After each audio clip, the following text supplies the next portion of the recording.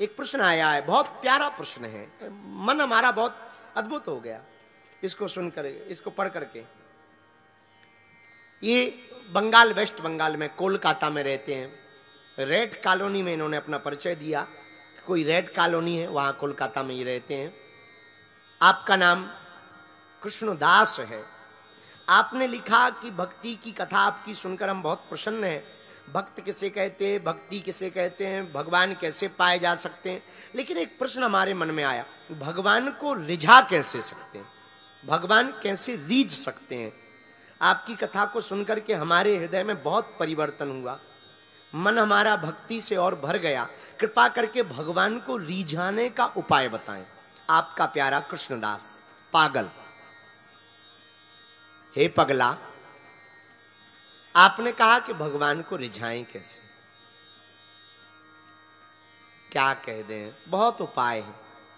एक उपाय हमको, जब आपने प्रश्न, आपका हमें प्रश्न पत्र से मिला, आपने डाक से जब हमें पत्र भेजा, हम आजकल बहुत डाक की चिट्ठियां पढ़ लेते हैं, मिल जाती हैं, हम पढ़ लेते हैं। और आजकल जीमेल पर क्वेश्चन आ जाते हैं तो हम पढ़ लेते हैं, मेल पर लोग हमको दे देते हैं टीम। तो हमको एक गीता प्रेस गोरखपुर की पुस्तक मिली, कृष्णदास जी। तो हम पढ़ रहे थे आपका प्रश्न कि भगवान कैसे रीझेंगे। तो हमको इस पुस्तक में एक उत्तर मिला जो बड़ा प्यारा था। हमने इसको नोट किया और सोचा कि हम आपको सुनाएंगे। आपने कहा भगवान रीझेंगे कैसे। भगवान को रिझाने के अनेक उपाय। एक गांव का, देहात का आदमी था, बड़ा भोला भाला, सीधा साधा आदमी था, ज्यादा पढ़ा लिखा नहीं था। होगा कृष्णदास तुम्हारे जैसा। तो उसने किसी महात्मा से पूछा कि भगवान तो बहुत अनंत है, उनकी स्तुतियां संस्कृत में है, हम तो गांव के गवार हैं, अनपढ़ हैं, अब हम भगवान को, हनुमान जी को या ठाकुर जी को कैसे रिझाएं। जगन्नाथ प्रभु का वो भक्त था। तो बोले महाराज, जगन्नाथ जी भगवान को हम रिझाएं कैसे, अपना कैसे बनाएं, कोई ऐसा उपाय बताओ। तो महात्मा ने कहा भाई गीत गाया करो, कीर्तन किया करो। महाराज हमसे कीर्तन बनती नहीं। भजन गाया करो। महाराज एक आध भजन आप ही सिखा दो। तो वो महात्मा भी अच्छे थे, सज्जन थे। तो उस उड़ीसा के भगत को, पुरी के भगत को, जगन्नाथपुरी के भगत को, भोले भाले गांव के आदमी को एक पद की 2 लाइनें पंडित जी ने, महात्मा ने सिखा दी। मैं हरि पतित पावन सुने। भगवान, हमने सुना है कि आप पतित पावन हो, मतलब पापियों को तारने वाले। पापियों को तारने वालों को कहा जाता है पतित पावन। मैं हरि पतित पावन सुने, मैं पतित तुम पतित पावन। भगवान मैं पापी हूं, आप पाप को मिटाने वाले पतित पावन हो। एक काम करो, दोनों नामों की लज्जा रखो। हम पापी हैं और आप पतित पावन हैं, जोड़ा बढ़िया मिल गया। ये तो वही वाली बात हो गई, लड़की को नहीं मिल रहा था लड़का, लड़का से पूछा क्यों शादी भाई, बोले नहीं भाई। लड़की बोली हमारी भी नहीं भाई, चलो चैया मैया हो जाए। यही इस भगत ने कहा महाराज आपका नाम पतित पावन है, हम पापी हैं, लो बढ़िया जोड़ा मिल गया, अब हम आ गए हैं, तो तुम पतित पावन होने का प्रमाण दे दो और हमको पापों से मुक्त कर दो। श्लोक का, ये गीत का ये अर्थ है। महात्मा जी ने सिखा दिया। अब तो ये जहां भी जावे यही गीत गावे। मैं हरि पतित पावन सुने, मैं पतित तुम पतित पावन, दो बानक बने। जगन्नाथ जी के मंदिर में गया, लेकिन गांव का भोला भाला आदमी, सीधा आदमी, कृष्णदास जी ध्यान से सुनना, सीधा आदमी। अच्छा ये लाइन भूल गया, जब मंदिर गया तो भीड़ भाड़ में लाइन भूल गया। सोई दो इसने हाथ जोड़े और जोर से चिल्ला पर करके बोला हे भगवान तुम पतित हम पतित पावन। हे जगन्नाथ प्रभु तुम पतित हम पतित पावन। जहां इतना कहा सोई भगवान जी और गोसाई जी सबको हंसी आ गई। जगन्नाथ जी भी हंस गए कि आज तक हमने पतित बहुत देखे, पतित पावन पहली बार हमको मिला है। भगवान भी हंस गए। जैसे ही सब हंसे तो इसको लगा कि कुछ गड़बड़ हो गई। इसने कहा रोको रोको रोको भगवान रोको रोको रोको, गलती हो गई गलती हो गई गलती हो गई। हमको ये नहीं कहना। प्रभु मैं पतित तुम पतित पावन। सोई भगवान जगन्नाथ जी बाहर मंदिर के आगे हाथ पकड़ के बोले नहीं नहीं वही सुनाओ जो पहले सुना रहे थे, वही सुनाओ। बोले क्या? बोले जो आपने पहले कहा था। बोले प्रभु हमसे भूल हो गई। बोले वही भूल में तो हमें बड़ा मजा आया। भगवान बोले आज तक हमारा भर नाम पतित पावन था, आज बढ़िया रहा, हमको जोड़ी वाला मिल गया, हमारे ही नाम का दूसरा आदमी मिल गया। और भगवान रीझ गए। अब बताओ साधारणतया लाखों करोड़ों साल जप करते तब ठाकुर जी मिलते। न जाने कौन से गुण पर दयानिधि रीझ जाते हैं। न जाने कौन से गुण पर दयानिधि रीझ जाते हैं।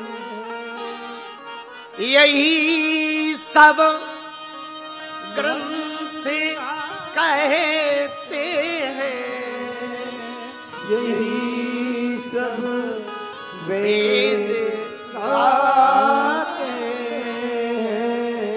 न जाने कौन से गुण पर दयानिधि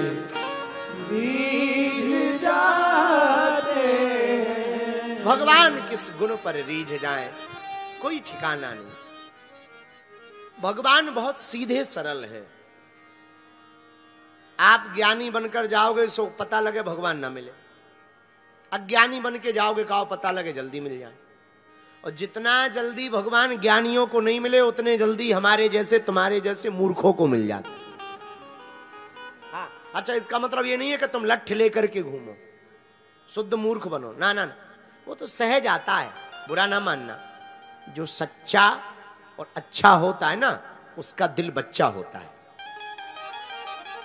जो सच्चा और अच्छा होता है उसका दिल। सच्चे आदमी की एक पहचान है। हमसे कोई पूछे कि सच्चाई वाले आदमी की पहचान क्या? सच्चे आदमी की एक पहचान है, उसका दिल बच्चा होता है।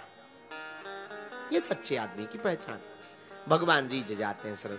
कृष्णदास तुमने पूछा कि भगवान को रिझाएं कैसे। एक महात्मा की कथा सुनो।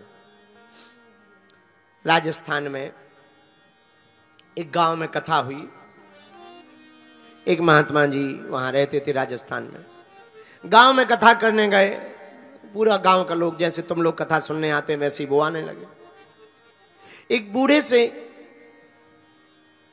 बूढ़ी सी माता जी का एक बेटा कथा सुनने रोज जाता था।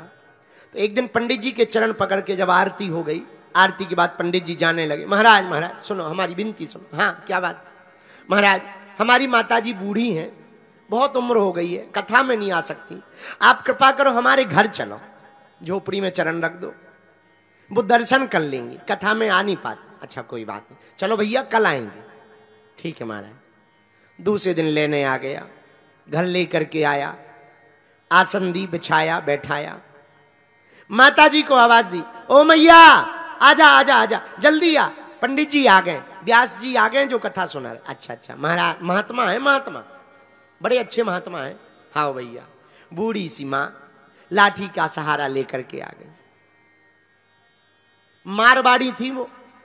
उन्होंने प्रणाम किया। महाराज थारे खुर लागू, अपनी मारवाड़ी भाषा में, टूटी फटी मारवाड़ी भाषा था। महाराज थारे खुर लागू, खुर लागू खुर। महात्मा बोले माता जी ऐसा नहीं बोलते हैं, खुर लागू नहीं कहते हैं, पांव लागू चाहे कह दो। खुर तो गैया बछियों के होते हैं। हम महात्मा हैं, महात्मा ऐसा नहीं बोलते हैं। ऐसा बोलोगी उल्टा सीधा नरक जाओगी, नरक, नरक मिलेगा नरक। सोई बूढ़ी माता जी दोनों हाथ ऐसे फैला के बोली, महाराज नरक हमारे जैसे लोगों को कहां भाग्य में है, नरक तो आप जैसे महात्मा जाते हैं। हमारे जैसे लोगों को कहा, आपके जैसे महात्मा नरक जाए। अरे महात्मा खिलखिलाकर हंस गए, खिलखिलाकर हंस गए। जब ये कथा हमने सुनी तब हमें एक बात याद आई, जैसे भोली भाली भाषा पर महात्मा खिलखिलाकर हंस गए, ऐसी सीधी सज्जन भाषा पर परमात्मा भी खिलखिला करके हंस जाता है और परमात्मा भी रीझ जाता है। परमात्मा भी सरलता। अच्छा, सरलता बड़ी अद्भुत होती है, बड़ी। ऐसे ही दो लोग ट्रेन पे जा रहे थे, आपने पूछा ना कृष्णदास भगवान रीझते कैसे, हम तुम्हें ट्रिक बता रहे हैं, उपाय। और सुनो, दो आदमी जा रहे थे ट्रेन पर, गांव के आदमी, सीधे साधे भोले भाले आदमी ट्रेन पर चढ़े, टिकट नहीं थी। टीसी ने पूछा, है टिकट दो, टिकट साहब है नहीं है, जल्दी में चढ़ गए, ट्रेन छूट रही थी, क्षमा कर दो। और पैसा भी नहीं है, गरीब आदमी है, गरीब आदमी, गरीब आदमी, गरीब आदमी है, गरीब आदमी है, सूखी रोटी खाते हैं, सूखी रोटी खाते हैं, गरीब आदमी। टीसी बोला, भैया तुम सूखी रोटी खाते हो तो क्या हम गोबर खाते हैं? अब उनका जवाब सुनना। सामने वाला बोला, हुजूर बड़े हो, कुछ भी खा सकते हो।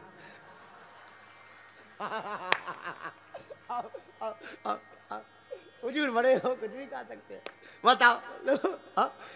टीसी खूब हंस गया, शर्म नहीं आती, जेल भेज देंगे, चल बैठ जाए एक कोने में। क्षमा करो, क्षमा। अब ऐसी सरलता। एक और सरलता की बात, हमारे एक ऐसी घटना है, कहीं घटी थी पर हम आपको समझाने के लिए समझा रहे। हमारे गांव की दो माताएं, गड़ा गांव की दो माताएं पानी का मटकी लेकर के जा रही थी। एक माता जी बोली, अरे अरे सुना है तुमने? क्या? सरपंच जी कोमा में चले गए। एक बोली, अरे तूने सुना सरपंच जी कोमा में चले गए। दूसरी अनपढ़ थी, गवार थी, सरपंच हैं कहीं भी जा सकते हैं।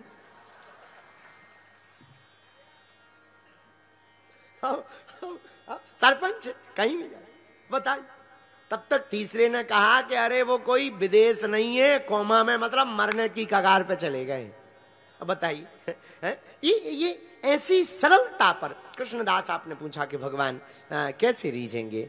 भगवान का तो पता नहीं कि वो कैसे रीझते, न जाने कौन से गुण पर दयानिधि रीझ जाते हैं। यही सब ग्रंथ कहते हैं, यही सब वेद गाते हैं।